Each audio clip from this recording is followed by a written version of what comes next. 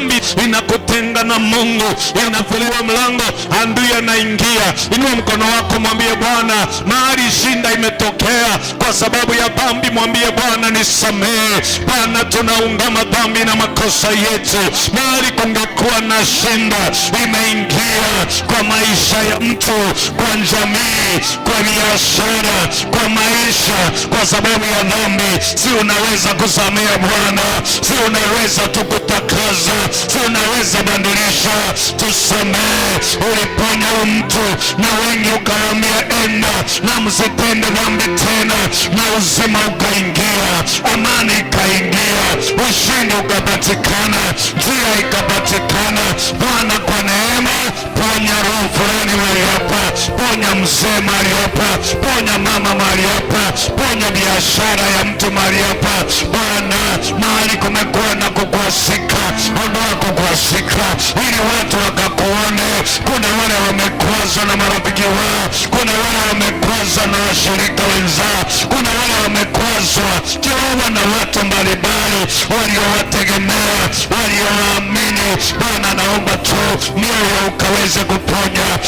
Achilia huyo mtu, achilia huyo mtu aliyekukwaza. Samea tu, isije ikafunga mlango ili wakubarikiwa kwako, isije tu ikafungua mlango wa mateso, ukapata magonjwa kwa sababu ya uchungu. Mungu akakuponye, akakuinue kwa jina la Yesu. Sema amen. Nisikilize nikwambie hivi, nimekuja kujua kuna watu wanaweza pata mwinuko wa damu, ile kunaitwa the high blood pressure, kwa sababu ya hasira.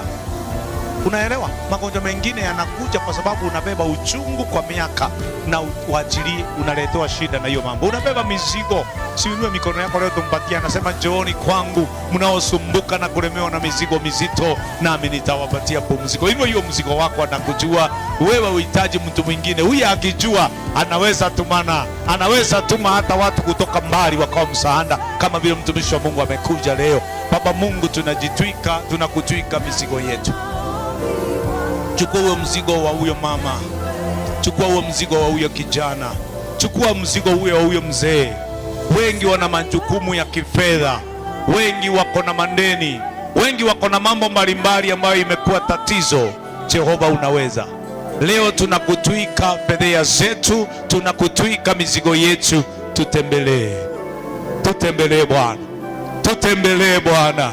Tembelea jamii zetu, tembelea kazi za mikono yetu, tembelea mioyo yetu, katupe wepesi, tukafungue mioyo yetu na tukapate kubarikiwa. Asante. Fanya mkono wako mnaisema thank you Jesus. Achilia tu mambo mengi, ambia Mungu tu kama vile ulivyo. Maana huyu mtu ni kama hakuwa amesamea watu, anasema sina mtu. Walikuwa wamemkosea kweli, lakini Yesu akaingia akamwambia beba godoro yako na utembee. Salimia jirani yako, mwambie beba leo, beba godoro lako, mwambie umeponywa. So mwambie congrats, huyo mtu ametembelewa, huyo mtu ameondoka, huyo mtu hakai kwa birika tena, huyo mtu ametembelewa. Tumpatie Yesu makofi.